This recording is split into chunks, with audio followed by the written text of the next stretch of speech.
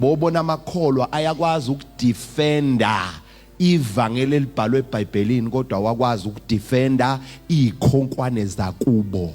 Balidefenda noma iqiniso libavezela ukuthi lento akuyona esizwe sakithi ayibasebenzeli, kodwa bese befuna angafa edefenda amathongo kaIsrael ezikhonkwaneni ongazona ezakubo, kodwa angeke akufele ukudefenda inkolelo nezikhonkwane zobaba mkhulu bazo. Lalelani bantu abami, njengoba bethi ngedukisa abantu, angidukisela abantu, ngibuyisela abantu kuThixo wayekhonzwa before abelungu befikwe nencwadi. uNkulunkulu akafikanga nezincwadi. uNkulunkulu wafika kobaba mkhulu bayamazi, babenyuka intaba beyofuna imvula mangenamvula, babenza okuningi ababecela ngakho kumvelinqangi, umvelinqangi asizwe. Why phothi namasesikholwa sehluleke kangaka, kuthiwa singajoli sijole kakhulu, kuthiwa singantshontshi sitshontshe kakhulu, kuthiwa singenzi lokhu sikwenze kakhulu? Ingoba asinazo izikhonkwane zobaba mkhulu, ngoba umuntu ukuze aphumelele uyayidinga ibackup yespirit. Abakini abangasekho sebahamba emhlabeni baphuma emzimbeni baya kuNkulunkulu owumoya, baxhumana kangcono noNkulunkulu ngoba bobabili abawuona umzimba basemoyeni. Ingakho uMatthew 18 uthi ningadeleli namunye komncane ngoba anizazi ingelosi zabo, anilazi ithongo labo, anizazi zidalwa zabo, anizazi izithunywa zabo. Ngoba umsebenzi wezithunywa ukuxhumanisa abantu nezikhonkwane zakubo, and ikhonkwane zemizi azifani. uJesu akazelanga ukuzolwisa isiko, kodwa uthi uJesu ngize ukuzogcwalisa. Uzogcwalisana uJesu? Niyakhumbula yini isimangaliso sokuqala sika Jesu? Izitsha zase zibekwe ngaphandle, bese iBhayibheli liyadescribe lithi njengokwesiko labaJuda. Why uJesu eshiya izitsha ezingaphakathi ezingagciniswanga isiko? Uthi akulandwe lezi ezingaphandle esezidlule osikweni qala, bese ziza ke sezizo sebenza ngokwenkolo. Ayikho inkolo lingekho isiko, ayikho ifamily ephumelelayo uma ikhonkwane zaleyo family zisimpuniwe. And izikhonkwane zomuntu akuyena uDavide, ikhonkwane zomuntu omnyama amathongo wakubo.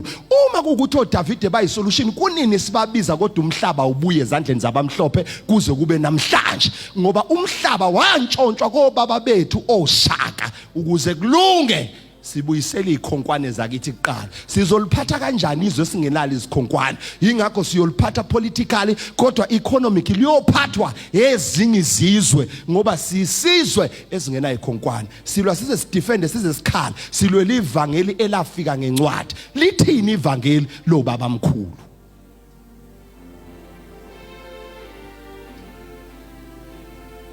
Lalelani, uNkulunkulu siyamkhonza, simkhonza sibe sihamba nangezikhonkwane zasemakhaya akithi. Niyangizwa? Konakele kangaka singamakholwa omthandazo angenazi izikhonkwane, kanti izikhonkwane zakithi impepho, izikhonkwane zakithi umsamo. Manje njengoba nganitshela ngathi akekho umuntu noma unganginika umuntu powerful osusiza abantu abaningi, kodwa izikhonkwane mazibheda. iBhayibheli lithi indlu uma ifoundation ifile leyo ndlu ayikwazi kuma, the house. Niyangizwa? Kodwa bakhethwa uma kubhidlike ifoundation noma ungakha akwakheki. Kunini uzama ukwakha impilo yakho kodwa akwakheki? Inkinga ikuyikhonkwane ezasimpunwa. Ngizoshumayela ivangeli elubuyisela umuntu, ngoba lento sigcina sizenza ngokutshontsha, sicabanga sengathi uNkulunkulu akayifuni kanti abelungu abangayifuni, uNkulunkulu uyazifuna. Masathola umuntu ositshela ngezikhonkwane, bantu bakithi ake siye ukuzenyanya, abantu abamnyama bayazenyanya. Umuntu omnyama mawumtshela ngesiko lakhe wazi ukuthi umtshela ngobuthakathi, ngoba abelungu baguqula zonke izinto eziyizinsika zakithi eziyizikhonkwane, bazisimpuna, basitshela ukuthi wadla umuthi sekumthakathi, akufanele udle umuthi, fanele udle ngokwendlela yabo usuyiphilisi noma umjovo. Sisumpuniwe kwizikhonkwane. uSamson ediliza insika, indlu yenze njani? Iyabhidlika. Sakhelwe kwifoundation ongasiyo eyethu.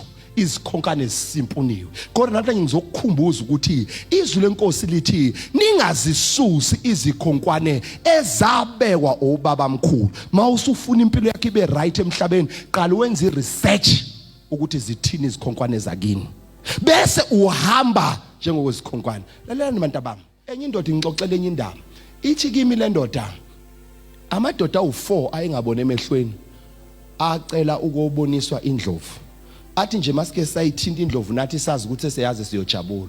Kuthi indoda yokuqala yahamba iyobona indlovu, yafika yathinta ngaseyinqeni zendlovu, yaneliseka yajika yabuyela emuva, ishaya izandla ithi ngiyibonile indlovu. Kwezi indoda yesibili yafike yathinta umboko, yashaya izandla yathi ngiyibonile indlovu. Kwezi indoda yesithathu yafike yathinta indlebe, yashaya izandla yathi ngiyibonile indlovu. Kwezi indoda yokugcina yesi4 yafike yathinta umlenze, emva kwalokho yashaya izandla yathi ngiyibonile indlovu. Abizwa ndawonye, ahlaliswa ndawonye. Kwathiwa nijabule ngokubona indlovu, yathi yebo. Kwathiwa ke nichaza indlovu injani. Yaqala lethi into engasesinqeni, yachaza ukuthi indlovu kanje kanje kanje. Kwathiwa eyesibili ayichaza, yachaza nale ethinte umboko, yathi indlovu ikanje kanje. Neyendlebe yachaza, neyonyawo yachaza. Kodwa ama interpretations wabo awafani.